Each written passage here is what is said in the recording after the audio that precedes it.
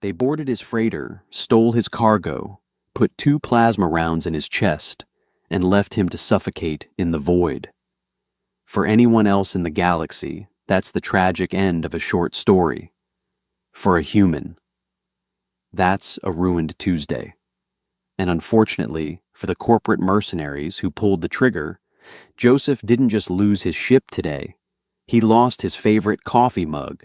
Sit back, hit that subscribe button, and let me tell you why you never ever inconvenience a human. The Dorothy Jane wasn't a pretty ship. She was a blocky utilitarian wedge of scarred titanium and exposed thermal piping built for hauling heavy industrial equipment across the dead space lanes of the outer rim. She smelled constantly of recycled air ozone and old coffee. To Joseph Pendleton, she was home.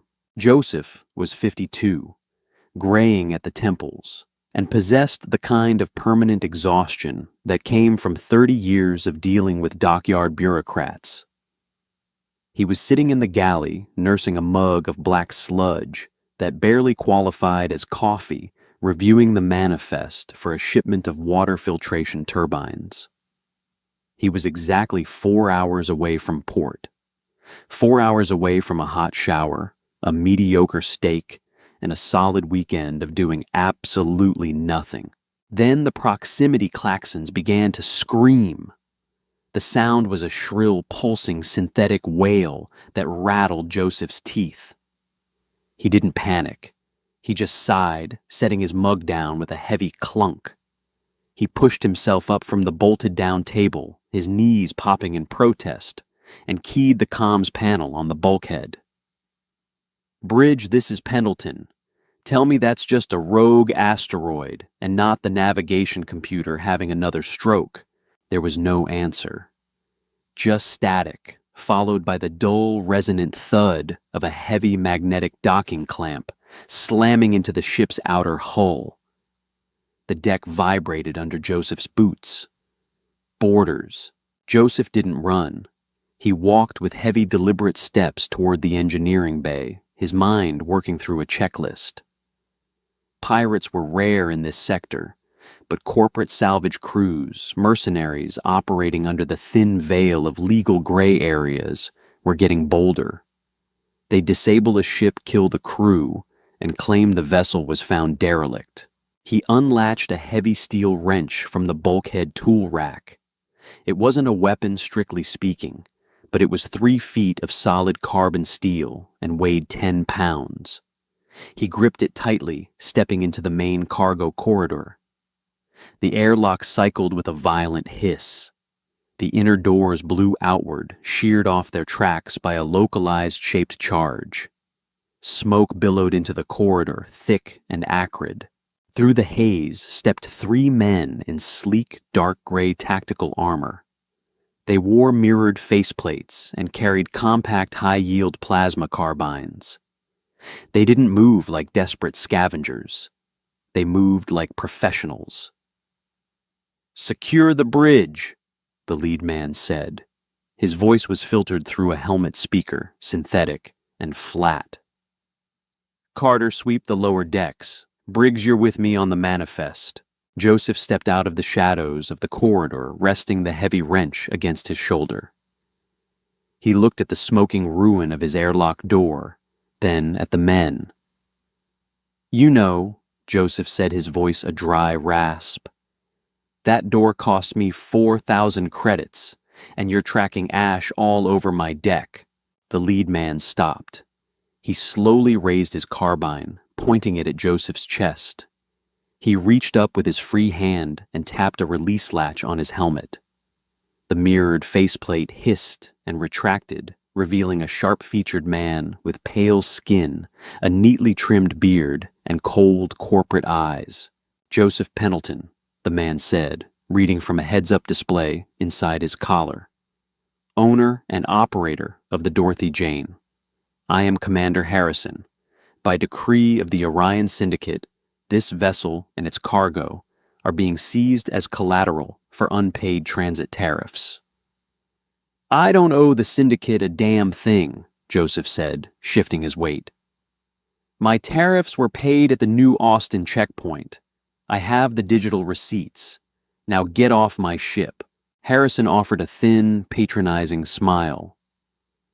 "Those checkpoints are no longer recognized. You are in violation. Drop the wrench, Mr. Pendleton. It doesn't have to be messy. Give us the override codes for the cargo locks, and we'll let you take the escape pod." Joseph looked at Harrison. He looked at the man named Briggs, who was aiming a rifle directly at Joseph's face. He thought about the turbines. He thought about the steak he was going to eat. He thought about the sheer, unadulterated paperwork he would have to fill out if he lost his ship. The insurance adjusters alone would take months. "No," Joseph said. Harrison sighed a sound of genuine bureaucratic disappointment. "Shoot him, dump the core, and blow the ship. We'll scoop the cargo from the wreckage." Joseph didn't have time to swing the wrench. Briggs didn't hesitate. He pulled the trigger twice. The sound was a sharp, cracking snap hiss, like a whip breaking the sound barrier. The first plasma bolt hit Joseph in the right shoulder. The heat was instantaneous and absolute, a localized supernova that vaporized the fabric of his jumpsuit and punched straight through muscle and bone. The force of it spun him backward. The second bolt caught him in the left side of his abdomen. It didn't just burn. It felt like a physical punch from a hydraulic press. Joseph hit the steel deck hard, the wrench clattering away from him. The pain didn't register immediately. His brain simply short-circuited, unable to process the trauma.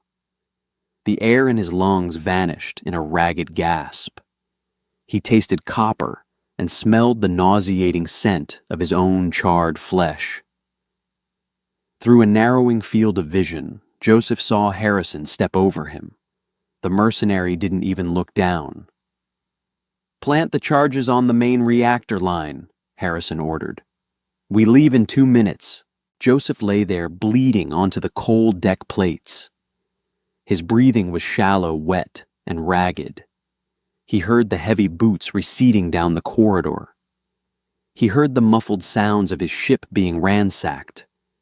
He heard the clatter of a heavy magnetic mine being clamped to the primary coolant pipe just 30 feet away. Then the airlock cycled again. They were gone. Joseph's vision was tunneling. The edges of the world were going black. He knew he should be panicking. He knew he should be terrified of the impending explosion. But as he lay there, staring at the ceiling grate he had patched with duct tape just 3 days ago, the primary emotion bubbling up through the agony wasn't fear. It was annoyance. "I just mopped this floor," he thought, his mind latching on to the mundane to stave off the shock. The ship shuddered. A high-pitched whine began to echo through the hull. The reactor was going critical. Joseph forced his right arm to move. The shoulder screamed a blinding flare of white-hot agony that made him vomit a mouthful of bile onto the deck. He ignored it. He grabbed the edge of a wall-mounted fire station and dragged himself upward, leaving a thick smear of blood against the gray metal. He had 40 seconds. He didn't run for the escape pods. They were on the other side of the ship, and Harrison had likely sabotaged them anyway. He staggered backward deeper into the cargo bay, his boots slipping in his own blood. He aimed for the secondary maintenance airlock, a reinforced steel box meant for spacewalk preparations. 30 seconds. He hit the heavy manual release button. The steel door groaned open. Joseph threw himself inside, collapsing onto the grating. He hit the seal button just as the deck beneath him violently heaved. The sound of the explosion wasn't a boom. It was a physical tear in reality. The Dorothy Jane's reactor ruptured instantly, vaporizing the engineering section. The blast wave tore through the main corridors, ripping bulkheads apart like wet paper. Through the thick viewport of the maintenance airlock, Joseph watched the corridor outside turn into a wall of pure blinding orange fire.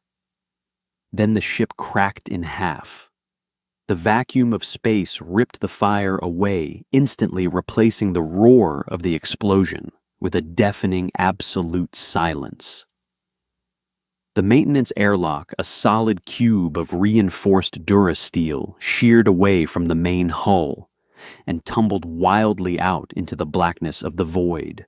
Inside, Joseph was thrown against the ceiling, then the floor as gravity plating failed. He slammed against a metal locker, his head snapping back. The last thing he saw before unconsciousness took him was his coffee mug drifting past the viewport, perfectly intact, before floating away into the infinite dark. Pain was the anchor.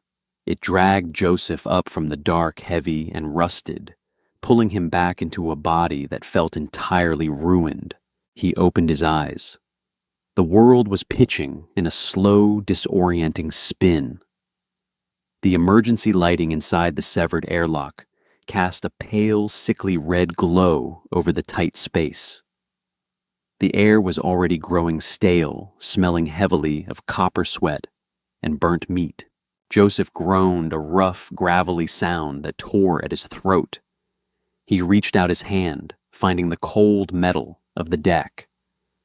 There was no gravity.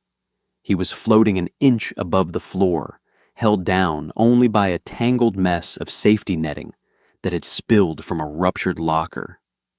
He spent 3 minutes just breathing, in, out, testing the machinery of his chest. Every inhalation felt like ground glass rubbing against his ribs. Slowly, methodically, he pulled himself down to the deck, bracing his boots against the grating to anchor himself. He needed an inventory, not of the ship was gone, of himself. He unzipped the top half of his ruined jumpsuit, wincing as the fabric pulled away from the melted edges of his wounds. The shoulder wound was ugly. The plasma had burned a hole clean through the deltoid, narrowly missing the joint, but leaving a crater of charred tissue. The heat had cauterized the blood vessels, which was the only reason he hadn't bled out on the floor. The abdominal wound was worse. It was a glancing blow to his left side, skimming the ribs. The flesh was blackened and angry, weeping clear fluid and dark blood. It hurt with a deep pulsing throb that synced perfectly with his heartbeat. "Well," Joseph rasped into the dead silence of the pod, "that's going to scar." He unlatched the wall-mounted emergency medical kit. It was a standard industrial model meant for dockyard accidents, not combat trauma. He popped it open. A roll of compression bandages, a can of standard biofoam, a heavy-duty medical stapler, a bottle of high-proof antiseptic. No painkillers. He'd traded the military-grade stims for a crate of real apples 3 months ago. Joseph looked at the empty slot where the painkillers used to be. He let out a long, slow breath. Right, gonna have to do this the stupid way. He took the bottle of antiseptic, uncapped it with his teeth, and poured it directly into the shoulder wound. Joseph didn't scream. He bit down on the collar of his jumpsuit so hard he heard a tooth crack. His vision whited out his entire body, convulsing in the zero-gravity environment, kicking against the bulkhead. Tears streamed from the corners of his eyes, floating away as tiny, perfectly spherical droplets. When his vision cleared, he was panting, his forehead pressed against the cold steel of the wall. "Okay," he whispered. "Okay." He repeated the process for his side, then grabbed the biofoam canister. He sprayed the expanding, numbing foam into both wounds. It burned cold, hardening instantly into a stiff, protective synthetic scab. He took the medical stapler and with a grimace clamped the edges of the abdominal wound together, firing 4 heavy metal staples into his own flesh to keep the torn muscle from separating when he moved. Clack, clack, clack, clack. He wrapped his torso and shoulder tightly in compression bandages, tying them off with vicious, jerky movements. He was sweating heavily, his skin pale and clammy from shock. But the bleeding was stopped. The immediate structural damage to Joseph Pendleton was patched. Now the environment. He pushed off the wall and floated toward the small control panel. The airlock was a sealed environment with its own localized life support meant to keep 3 mechanics alive for 8 hours while waiting for rescue. Joseph checked the readout. He was alone, which meant he had roughly 24 hours of breathable air. The heating was dead. It was already dropping below freezing. He pulled himself toward the thick, reinforced viewport and looked out. Space was a graveyard of twisted metal and floating debris. The Dorothy Jane was completely gone, reduced to thousands of spinning fragments of hull plating and sheared piping. And there, less than a kilometer away, sat the Leviathan. Harrison's ship was a sleek, predatory vessel, painted matte black to absorb radar. It was hovering amidst the wreckage, its heavy cargo grapples extended. Joseph watched his jaw tightening as the Leviathan slowly pulled a massive intact shipping container from the debris field into its open ventral bay. They were looting his cargo. They had blown his ship shot him, and now they were casually picking through his pockets while he froze in a metal box. Joseph stared at the black ship. The throbbing pain in his side and shoulder began to recede, replaced by a cold, dense knot of pure anger. It wasn't a fiery, heroic rage. It was the quiet, dangerous fury of an old man who had been pushed entirely too far. He had followed the rules, he had paid his tariffs, he had done the maintenance. He just wanted to deliver his water purifiers and eat a steak. He looked around the airlock. In the corner, strapped securely to the wall, was a heavy-duty EVA suit, the kind used for external hull repairs. Beside it was a rack containing a portable magnetic tether, a cutting torch, and a heavy pneumatic bolt driver used for driving rivets into starship armor. He looked back out the window. The Leviathan was moving slowly, carelessly, assuming everything aboard the Dorothy Jane was dead. 24 hours of air in here, Joseph muttered to himself. He looked at the EVA suit. Or 4 hours out there. He didn't have a radio. He didn't have a distress beacon. Nobody was coming for him.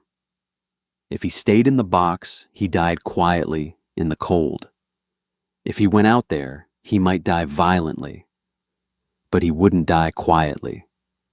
And more importantly, he wouldn't die without making Harrison fill out some goddamn paperwork of his own. Joseph grabbed the EVA suit. Putting it on with one good arm and a stapled torso was an exercise in pure agony.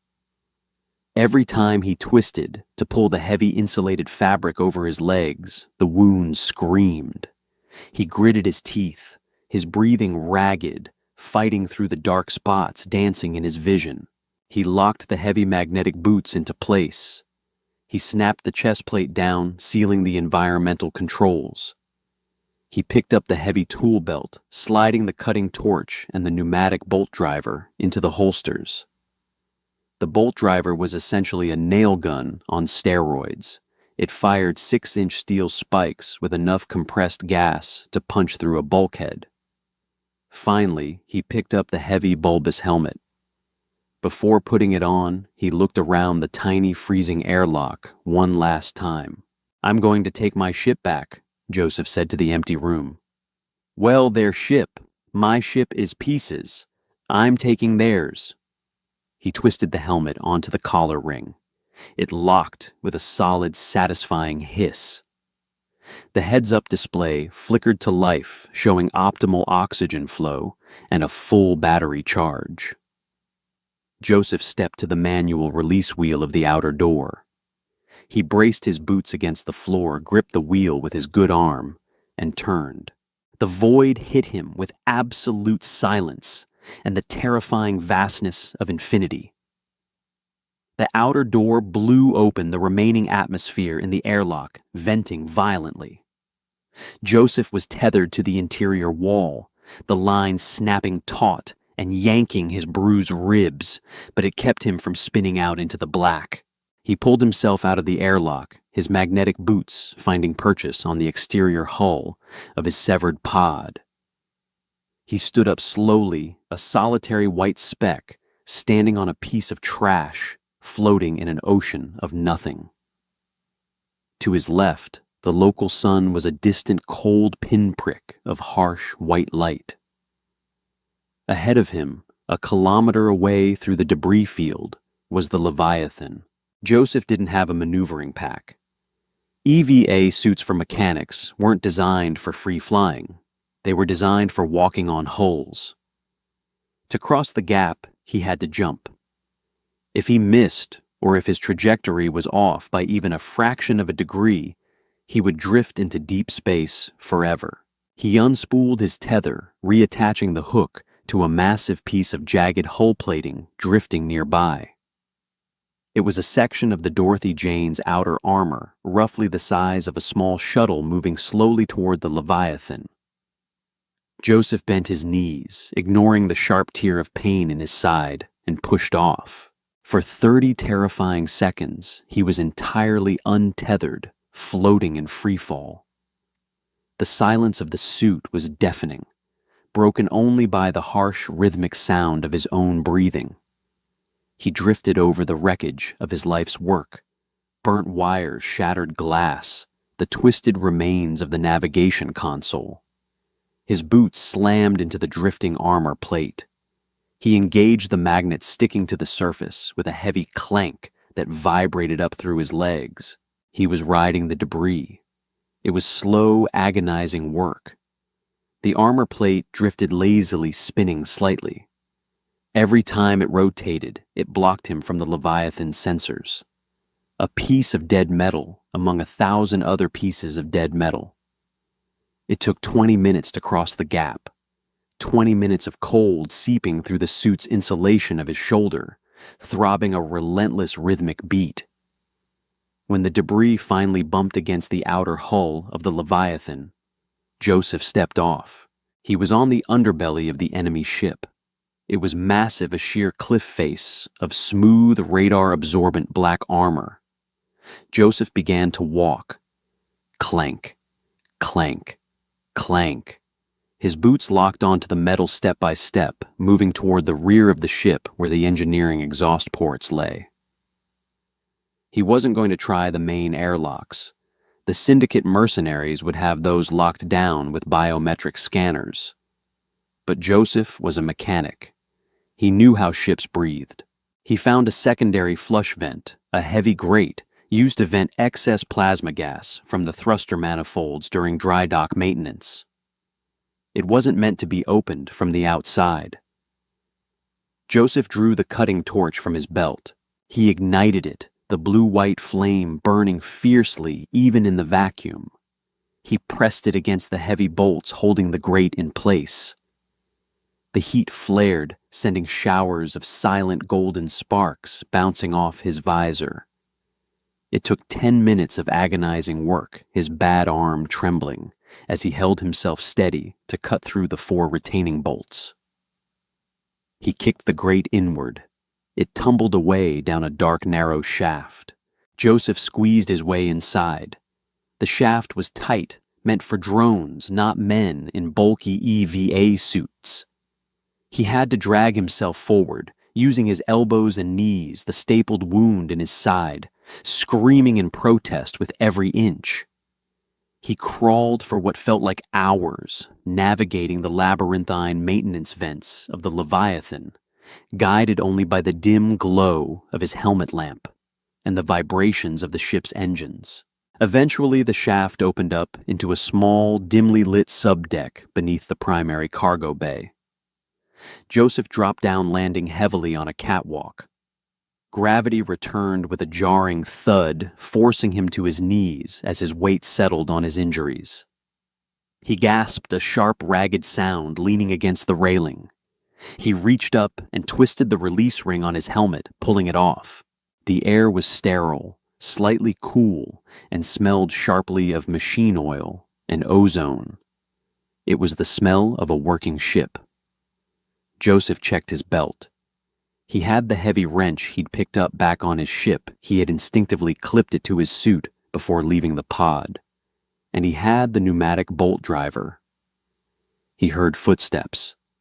The sound echoed on the metal grating above him.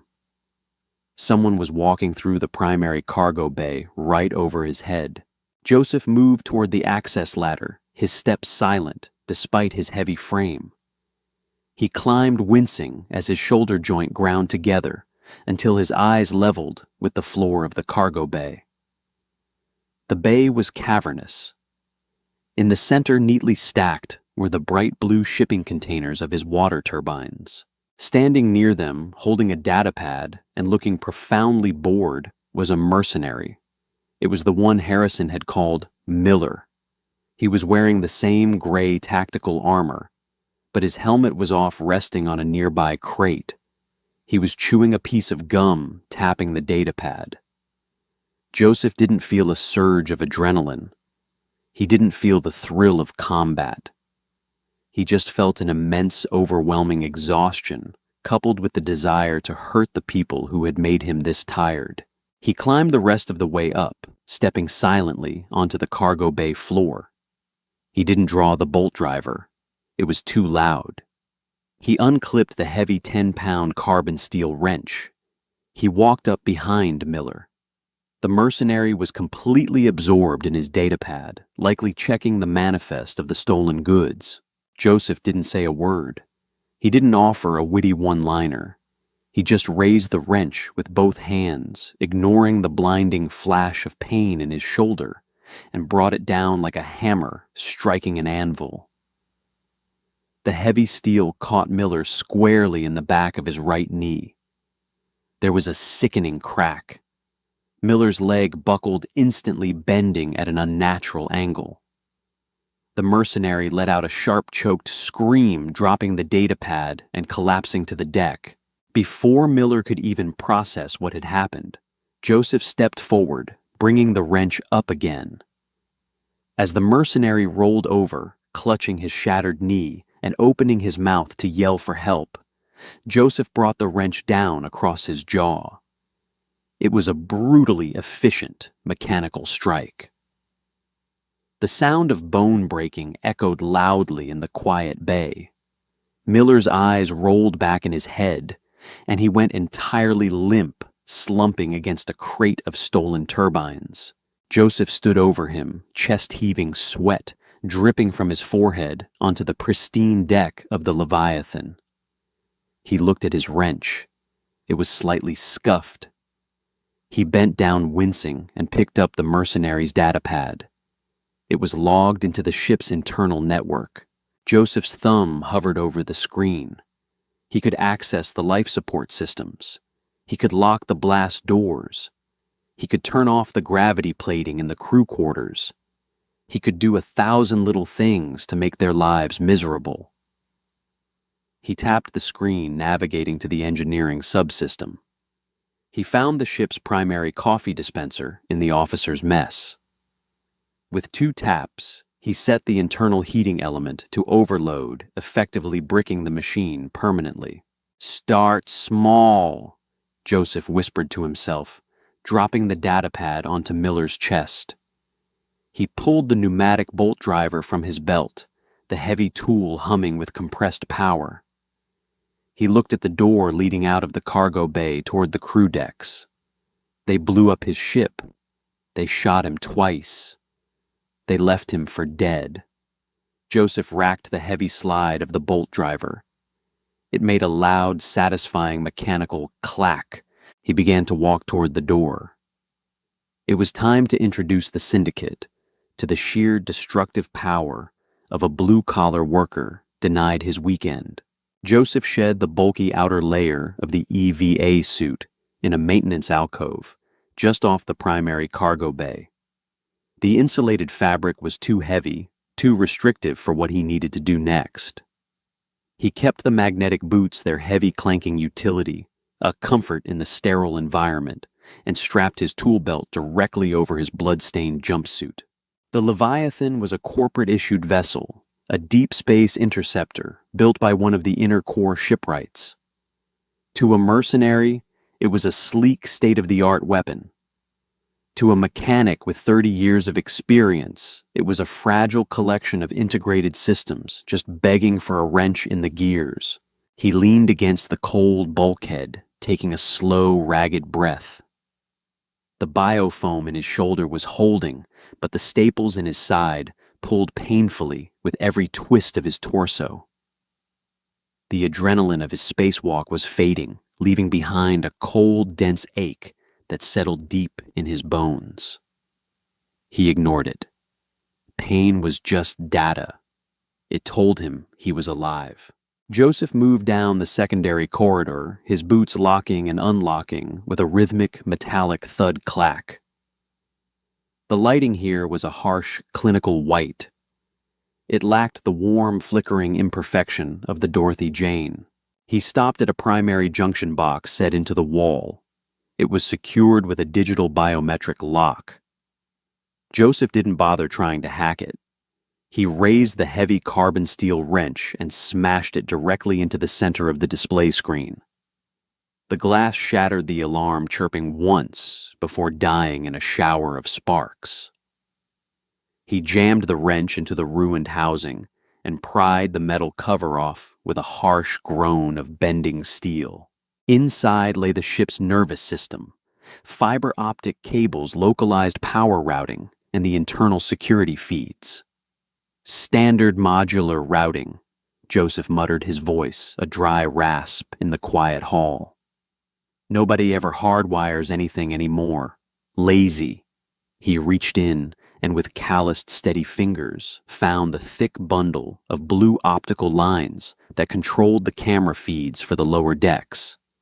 He drew his cutting torch, dialed the flame down to a thin, precise needle, and severed the bundle. On the bridge, Harrison was going to see static. He wouldn't know if it was a system glitch from the debris field or something worse. Not yet. Joseph closed the torch and reholstered it.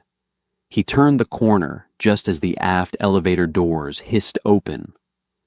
A mercenary stepped out. It was Carter. He had his helmet off, slung under his left arm, and an assault carbine resting lazily in his right hand. He was whistling a tuneless melody, clearly heading to the mess hall for a break. Carter stopped mid-step. He stared at the graying, blood-soaked man standing in the corridor. He looked at the heavy wrench in Joseph's hand, then at the charred hole in Joseph's shoulder. His brain struggled to process the impossibility of a man they had left for dead on an exploding ship suddenly standing on their secure lower deck. That hesitation was all Joseph needed. Carter began to raise the carbine, his mouth opening to shout a warning. Joseph didn't run. He drew the pneumatic bolt driver from his belt, leveled it from the hip, and squeezed the trigger. Thwack. The sound was a burst of violently released compressed gas. A 6-inch heavy-gauge steel rivet designed to bolt outer armor plating to a starship chassis crossed the 10 feet between them in a fraction of a second. It didn't hit Carter in the chest. Joseph wasn't aiming for center mass. He was aiming to disable. The steel spike punched directly through the reinforced tactical armor of Carter's right thigh. It tore through muscle, missed the femoral artery by a millimeter, and drove deep into the steel bulkhead behind him. Carter's scream tore through the corridor, a raw, high-pitched sound of absolute agony. He dropped the carbine, his hands flying to his pinned leg.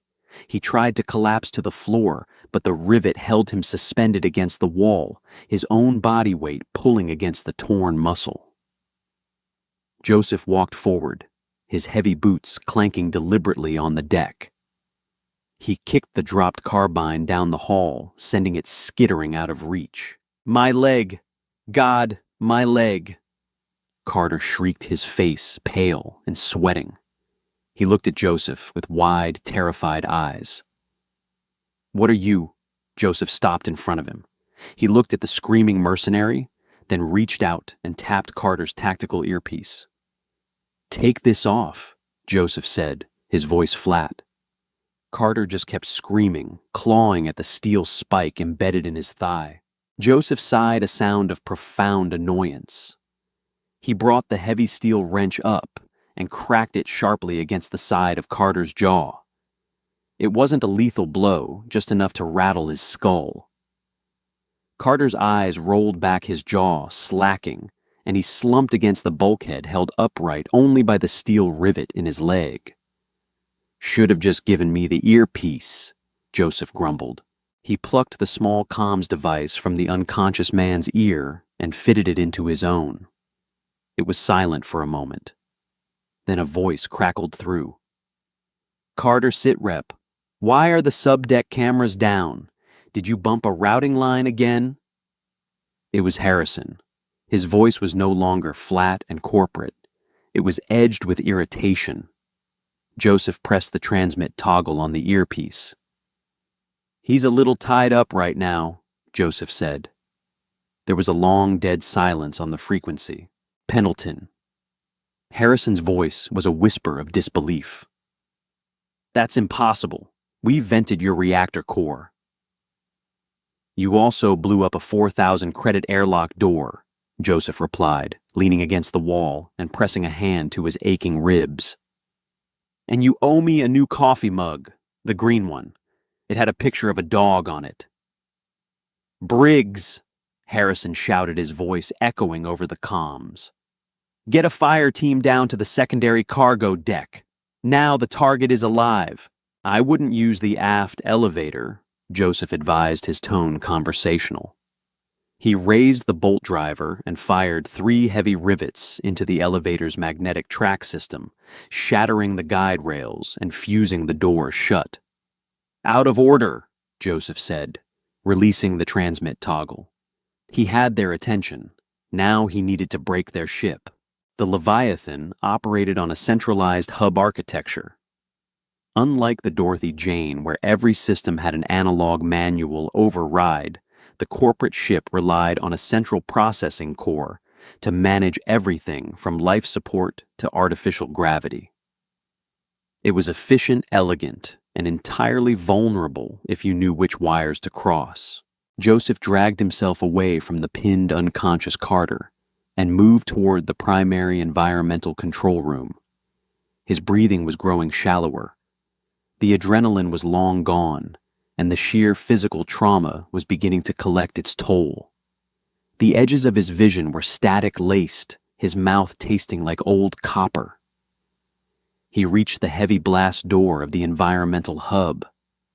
It was locked down a thick slab of reinforced steel that would take military-grade explosives to breach. Joseph didn't have explosives. He had plumbing knowledge. He knelt by the wall beside the door, wincing as a fresh wave of agony radiated from his stapled abdomen. He popped the grating off a low-maintenance duct and reached inside. He found the main hydraulic line that powered the door's locking mechanism. It was a thick, braided hose carrying fluid at immense pressure. He didn't cut it. He unspooled his magnetic tether, wrapped the heavy carbon fiber cable tightly around the hydraulic line, and secured the hook to the track of the door itself. Then he drew the bolt driver. He aimed at the structural casing of the hydraulic pump just inside the wall and fired. The heavy rivet shattered the casing. The pump violently malfunctioned, driving a massive pressure spike through the line. The hose swelled and buckled against the tight constraint of the magnetic tether, then snapped. The loss of pressure instantly deactivated the hydraulic locks. The heavy blast door sagged open just enough for Joseph to wedge his wrench into the gap and pry it the rest of the way. He stepped into the environmental hub. The room was bathed in the soft blue glow of terminal screens. "All right," Joseph breathed, resting his hands on the main console. "Let's see how much you boys like working in the dark." He bypassed the security lockout, not by hacking, but by unscrewing the primary terminal interface and physically crossing the manual diagnostic wires, tricking the system into thinking it was undergoing a dry dock reset. He pulled up the ship's localized gravity grid. Through the comms in his ear, he could hear the frantic tactical chatter of Briggs and his fire team moving through the decks above. "I'm tracking localized power fluctuations in the subdecks," Briggs reported. "He's in the environmental hub." "Take him down," Harrison ordered. "Lethal force authorized. Do not let him access the primary atmospheric controls." "We are moving down the central stairwell now, approaching corridor C4. Joseph looked at the schematic on the screen. Corridor C4 was exactly 50 yards outside the environmental hub. A long, straight hallway with no cover. He tapped the screen, isolating the gravity plating in corridor C4. "Watch your step," Joseph muttered. Outside, he heard the heavy, synchronized thud of tactical boots hitting the deck. 4 men moving in tight formation. The moment they crossed the threshold into C4, Joseph slammed his hand down on the terminal interface, reversing the gravity polarity in that specific section of the hallway. A chorus of startled shouts echoed through the heavy walls. The abrupt shift from standard gravity to an intense upward pull was violent. The 4 mercenaries were ripped off their feet, falling upward with bone-jarring force. They slammed into the steel ceiling armor, cracking weapons, clattering away as they scrambled in confusion against the lighting fixtures. Before they could orient themselves, Joseph reversed the polarity again, doubling the downward force. The mercenaries dropped 10 feet, hitting the floor with 3 times their normal body weight. There were wet, sickening crunches of breaking bone and the sharp hiss of ruptured oxygen lines. Joseph reset the gravity to normal, then shot a rivet from the bolt driver directly into the terminal screen, permanently fusing the controls in their current state. He walked out of the environmental hub and stepped into corridor C4. The fire team was a mess. 2 men were unconscious, their armor dented and helmets cracked from the rapid impacts. A third was rolling on the floor, clutching a shattered collarbone. Briggs, the man who had shot him, was trying to push himself up. His nose was broken blood, smearing inside the visor of his helmet. He was reaching desperately for a dropped plasma carbine. Joseph stepped on the carbine, his heavy magnetic boot crushing the composite casing. Briggs froze. He looked up at the bloodied, exhausted man towering over him. "You," Briggs gasped, coughing weakly. Joseph looked down at the mercenary. He didn't feel vindicated. He didn't feel like a hero. He just felt an overwhelming bone-deep annoyance.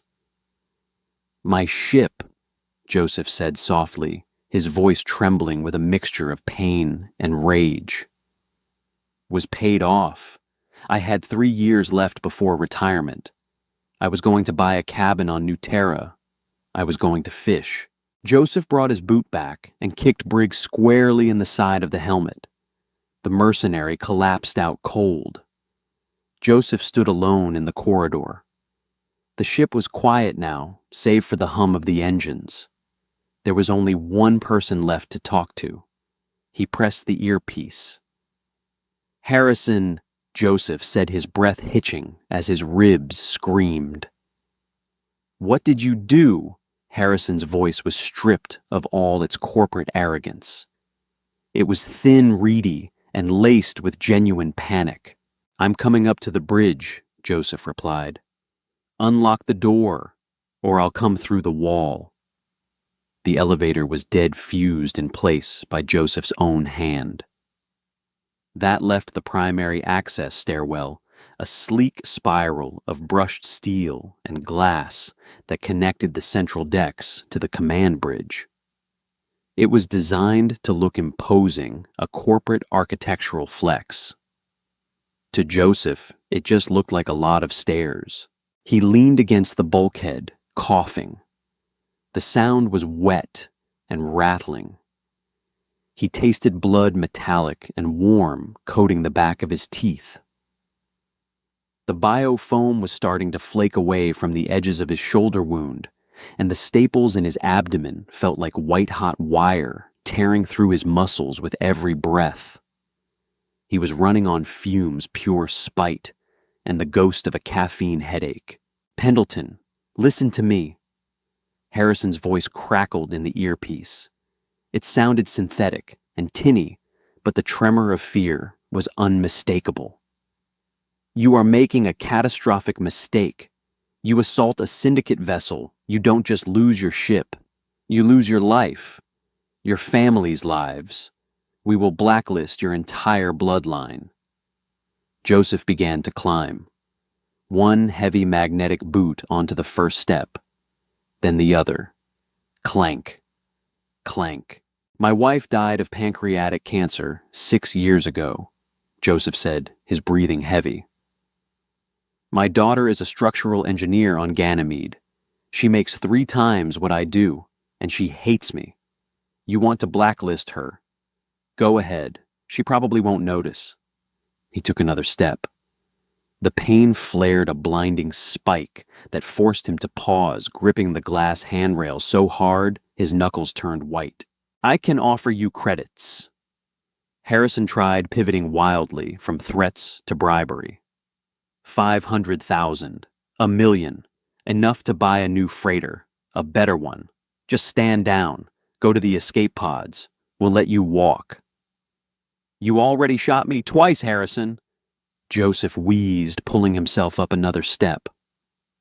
"I don't think your word is worth much." "I will vent the stairwell," Harrison screamed, the corporate facade entirely shattered. "Do it," Joseph challenged. He heard the heavy mechanical thunk of the atmospheric seals locking down at the top and bottom of the stairwell. A second later, the air extractors kicked into overdrive. The pressure dropped instantly. The air grew thin and cold, rushing past Joseph's ears with a high-pitched whistle. Harrison had panicked. He had forgotten one crucial detail. Joseph reached down to his belt and pulled up the heavy EVA helmet he had kept with him. He twisted it onto the collar ring of his suit. It locked with a hiss. His suit's internal life support, which still had 20 hours of air left, took over seamlessly. Through the thick visor, Joseph looked up at the security camera mounted in the corner of the stairwell ceiling. He raised his good arm and tapped a finger against the glass of his helmet. The pressure in the stairwell dropped to near vacuum. It didn't bother Joseph. In fact, it helped. The lack of air resistance and the slight drop in gravity made the remaining stairs marginally easier to climb. He reached the top landing. Before him stood the bridge blast doors.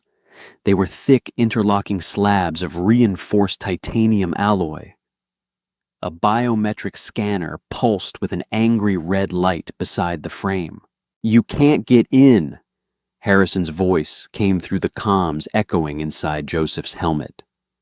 "That door is rated to withstand a direct missile strike. Your tools are useless." Joseph looked at the door. Harrison was right. The bolt driver wouldn't dent it. The cutting torch would take a week to burn through. But a mechanic knows that a door is only as strong as the frame holding it. And a ship is a collection of moving parts that require maintenance. He moved to the wall adjacent to the heavy door. He tapped the bulkheads, listening to the dull thuds until he found a section that sounded hollow. He drew the cutting torch. "Harrison," Joseph said, pressing the torch against the decorative paneling. "Do you know what a tertiary plasma conduit is?" Silence. "It's the backup routing pipe for the port maneuvering thrusters." Joseph continued the blue-white flame, slicing easily through the thin wall panel. "It runs right behind the bridge. To save on wiring costs, the inner core shipwrights run the bridge's main power trunk parallel to it." He ripped the cut panel away. Behind it lay a thick, heavily insulated silver pipe, pulsing with faint heat, and right beside it a bundle of thick black cables. "If I cut the power trunk, the door defaults to a manual override state," Joseph explained, adjusting the torch. "But if I accidentally nick the plasma conduit while I'm doing it..." Wait. "It'll flood this entire corridor and the bridge with superheated plasma. It'll vaporize both of us in roughly 3/10 of a second." Joseph pressed the tip of the torch dangerously close to the silver pipe. "Stop!" Harrison shrieked. "I'm opening the door. Just turn off the torch." Joseph didn't move. He held the flame an inch from the volatile pipe, waiting. With a heavy grinding groan, the hydraulic locks on the bridge door disengaged. The thick titanium slabs slowly parted, revealing the nerve center of the Leviathan. Joseph shut off the torch, clipped it to his belt, and stepped through the threshold.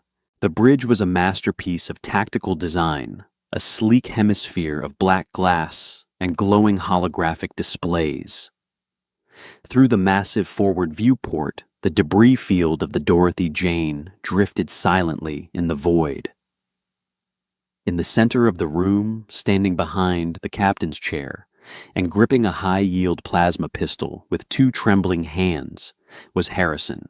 He looked nothing like the cold, calculating professional who had boarded Joseph's ship. His pristine uniform was soaked in sweat. His hair was disheveled. His eyes were wide, bloodshot, and darting frantically around the room as if looking for an escape route that didn't exist. Joseph walked in slowly. He reached up, twisted his helmet, and pulled it off, tossing it carelessly onto a navigation console. It landed with a loud, hollow crack that made Harrison flinch. Joseph looked terrible. His face was gray, slick with sweat and grime. Blood had soaked through the compression bandages, staining the front of his jumpsuit, a dark rust brown. He stood with a pronounced hunch, favoring his left side, his right arm hanging somewhat limply. He held the heavy carbon steel wrench in his left hand, the metal dragging slightly against the pristine deck. "Don't take another step," Harrison warned, his voice cracking. He aimed the pistol at Joseph's chest. "I will burn a hole straight through your heart." Joseph stopped. He looked at the pistol. He looked at Harrison's shaking hands. Then he looked at the primary operations console directly behind Harrison. "You missed my heart the first time," Joseph said, his voice a low, raspy gravel. "You hit my shoulder and my ribs. It hurts. A lot. I am an authorized agent of the Orion Syndicate," Harrison yelled, trying to summon authority. "You are committing piracy." "You blew up my ship," Joseph replied, taking a slow, agonizing step forward. "You stole my water turbines."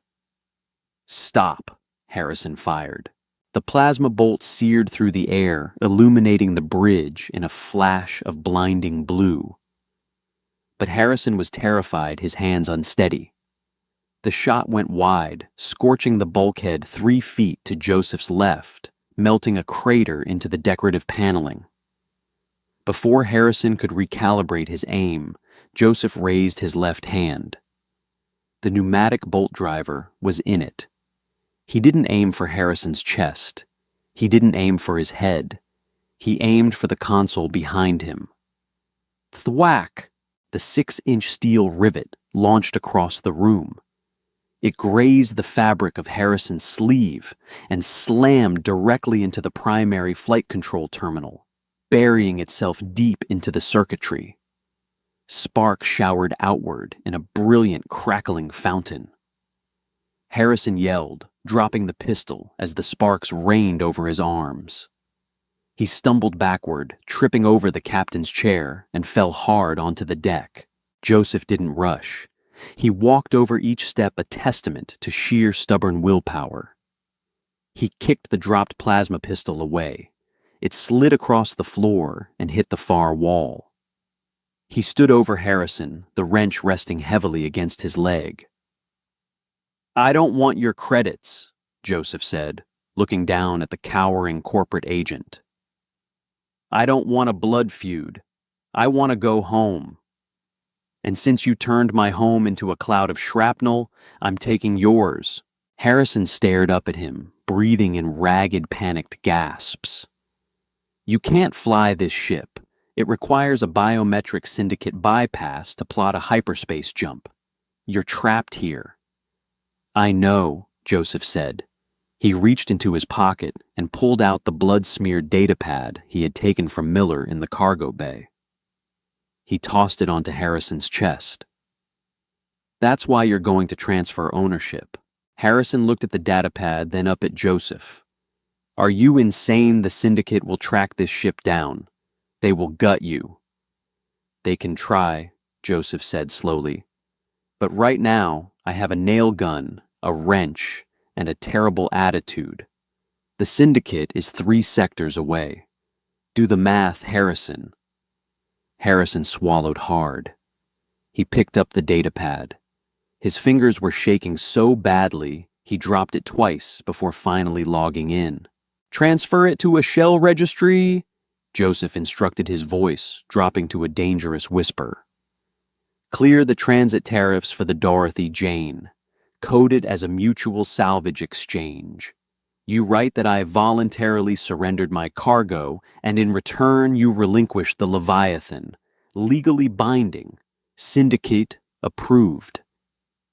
"They'll fire me," Harrison whimpered, his thumb hovering over the biometric confirmation screen. "They'll bankrupt me for losing an interceptor." Joseph leaned down, bringing his bloody graying face inches from Harrison's. The smell of copper and burnt flesh hung heavy between them. "And if you don't press that button," Joseph said, "I will use this wrench to manually uninstall your kneecaps. Then I will put you in an escape pod, program it for the nearest gas giant, and go take a nap. Your choice." Harrison stared into Joseph's eyes. He saw no mercy, no hesitation, just the absolute unyielding fatigue of a man who had been pushed past the breaking point and had no FKs left to give. Harrison pressed his thumb against the screen. The datapad chimed a cheerful corporate trill, confirming the transfer of assets. "Done," Harrison whispered, curling away from Joseph. "It's done." Joseph picked up the datapad, checking the registry code. It was green. The Leviathan was officially legally his property.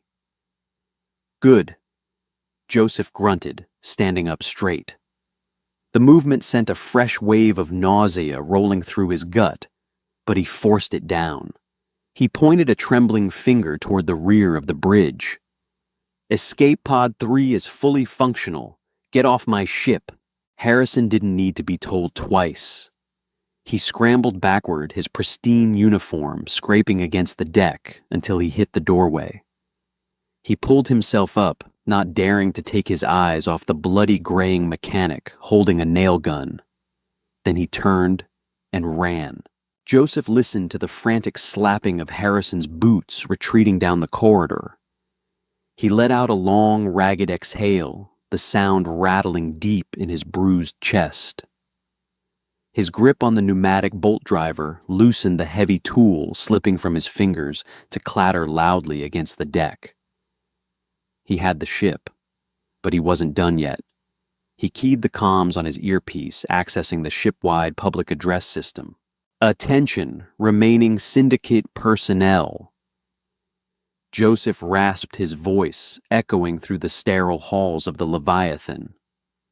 "This vessel is now under new management. You have 10 minutes to drag your wounded to the starboard escape pods.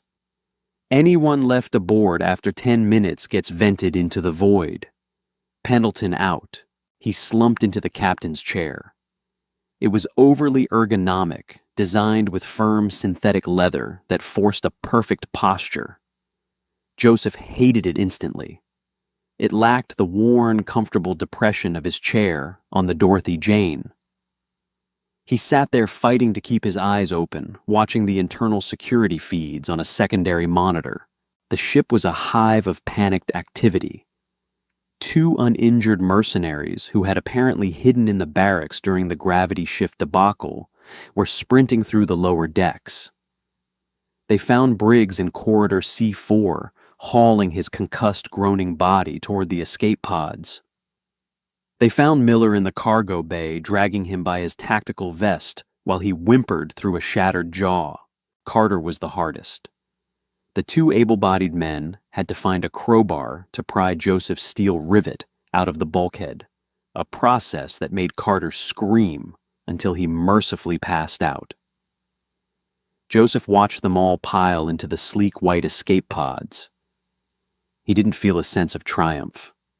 He didn't feel like a conquering hero. He just felt an immense, crushing exhaustion. The security feed showed the starboard airlock cycling. A moment later, a low, thudding vibration resonated through the hull. Through the bridge's main viewport, Joseph watched 3 white pods shoot out from the side of the Leviathan, their small chemical thrusters flaring as they propelled themselves away from the debris field toward the distant navigation beacon of the nearest shipping lane. They were gone. He was alone.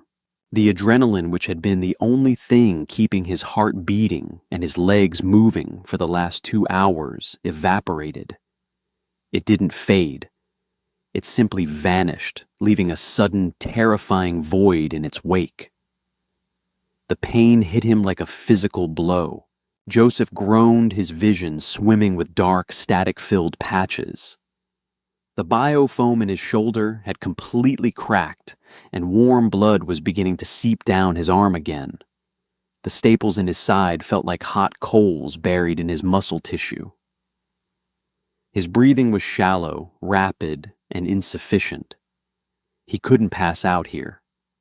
If he passed out in this chair, he would bleed out, and the syndicate would eventually find a ghost ship. He forced himself up. His legs trembled violently, his heavy magnetic boots feeling like they were made of lead. He leaned heavily on the navigation console, leaving a smear of bloody fingerprints on the pristine black glass. "Med bay," Joseph muttered to himself. "Corporate ship. Gotta have a fancy med bay." He checked the deck schematics. Deck 2, aft section. The walk from the bridge to the elevator took him 5 minutes. The elevator ride down felt like an eternity. By the time the doors parted on deck 2, Joseph was dragging his right leg, completely unable to bear weight on that side of his body. He found the medical bay at the end of a pristine white corridor. The doors slid open automatically with a soft, pleasant chime. It was a state-of-the-art facility. A fully automated surgical pod dominated the center of the room, flanked by cabinets of synthesized pharmaceuticals and diagnostic imaging beds. It was clean bright and completely devoid of human warmth. Joseph staggered toward the surgical pod. He didn't bother with the diagnostic bed. He hit the manual override button on the pod's interface, causing the glass canopy to hiss open. He stripped off his tool belt, letting it hit the floor with a heavy clatter. He unzipped the ruined, blood-soaked top half of his jumpsuit, shivering violently as the cool, sterile air hit his bare skin. Getting into the pod was an exercise in pure agony. He had to hoist himself up with his good arm, dragging his battered torso over the lip of the bed. He collapsed onto the soft synthetic gel pad inside, staring up at the array of robotic surgical arms docked in the ceiling. Patient detected. A smooth, synthesized female voice announced. Severe trauma identified. Initiating emergency triage protocol. Knock me out, Joseph rasped, his eyes fluttering shut. Just fix the leaks. Administering local and general anesthetics now, the voice replied calmly. A robotic arm descended a thin pneumatic needle pressing against the uninjured side of his neck. There was a sharp pinch followed instantly by a wave of absolute freezing cold that rushed through his veins. The pain didn't fade slowly. It was simply severed, disconnected from his brain like a cut wire. Joseph let out a long, shuddering breath. The edges of the sterile white room dissolved into a deep, comforting gray. As he slipped under, his last thought wasn't of the Leviathan or the Syndicate or the men he had broken. He thought of the Dorothy Jane. He thought of the duct tape on the ceiling grate, the smell of ozone, and the hum of the old, reliable reactor. He had traded a loyal, ugly dog for a sleek, soulless wolf. And he missed his dog. Joseph woke up. There was no jarring transition. One moment, he was drifting in a dark, formless ocean, and the next, his eyes were open, staring at the sterile white ceiling of the surgical pod. The glass canopy hissed and retracted. Procedures complete, the automated voice announced pleasantly. Severe thermal trauma to the right anterior deltoid has been debrided and sealed with synthetic tissue grafts. Lacerations to the left, oblique, have been sutured and bonded. Minor concussive trauma stabilized. Please remain stationary. Joseph ignored the voice. He sat up. He was stiff. His body felt tight, as if he were wearing a suit made of cured leather. But the sharp, blinding agony was gone, replaced by a dull, manageable ache. He looked down at his chest. The angry, charred hole in his shoulder was gone, covered by a smooth patch of pale synthetic skin that looked entirely alien against his graying body hair. The crude staples in his side had been removed, replaced by a neat, invisible line of dermal bonding. He swung his legs over the side of the pod and stood up. His knees popped. His back ached. He was still 52 years old, and he was still profoundly tired. He walked over to the medical sink, splashed cold water on his face, and looked in the mirror. He looked like hell. His eyes were shadowed and hollow, his gray hair plastered to his forehead with dried sweat. He found a clean set of gray Syndicate mechanics coveralls in a storage locker. They were a little tight in the shoulders, but they lacked the blood and biofoam of his old suit. He put them on, laced up his heavy magnetic boots, and left the medbay. The ship was deathly quiet. Joseph walked up to the bridge. The blood smears on the consoles were already drying into dark brown flakes. The shattered flight control terminal still smelled faintly of ozone and melted plastic. He sat down in the captain's chair. "Computer," Joseph said. Awaiting input, the ship's centralized AI responded. "Bring up the cargo manifest in the primary bay." A holographic display flickered to life in front of him. A neat, organized list appeared. At the very top, highlighted in green, 1616 industrial water filtration turbines. They were safe. The payload was entirely intact. Joseph looked out the viewport. The debris field of the Dorothy Jane was still there, slowly expanding outward into the void. A few pieces of the hull caught the light of the distant sun, flashing briefly, before spinning back into the dark. He had spent 15 years paying off that ship. He knew every rattle, every cough of the ventilation system, every dead zone in the artificial gravity. It was gone, replaced by a 100 million credit corporate interceptor. By all logic, he had traded up. He was a rich man now.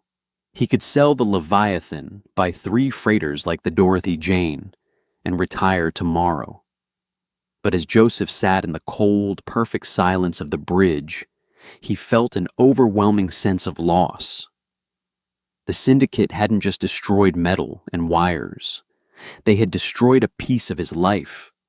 They had destroyed his routine. Joseph leaned forward and keyed the navigation console. "Set course for the New Austin mining colony," Joseph instructed. "Maximum sublight speed until we clear the debris field, then calculate a hyperspace jump." "Calculating, Dash," the computer chimed. "Course plotted. ETA to New Austin, 4 hours, 12 minutes. 4 hours. He was right back where he started this morning. "Engage," Joseph said. The stars outside the viewport elongated, stretching into brilliant white lines as the Leviathan's massive engines roared to life, pushing the ship effortlessly into the slipstream. Joseph stood up. He left the bridge, the hum of the hyperdrive vibrating softly through the deck plates. He walked down to the lower decks, moving with a slow, deliberate limp. He bypassed the officer's mess. He had permanently destroyed that coffee maker with a digital overload and headed for the enlisted crew quarters. He found a secondary kitchenette. It was small, sterile, and impeccably clean. On the counter sat a standard-issue high-pressure coffee synthesizer. Joseph opened a cupboard. Inside, perfectly aligned, were a dozen identical plain white ceramic mugs. He stared at them for a long moment. He thought of his old chipped green mug with the picture of the golden retriever on it. He thought of how the handle perfectly fit his grip. He let out a heavy sigh, took a white mug, and placed it under the synthesizer. He pressed the button for a dark roast. The machine hummed, dispensing a stream of steaming black liquid. Joseph picked up the mug.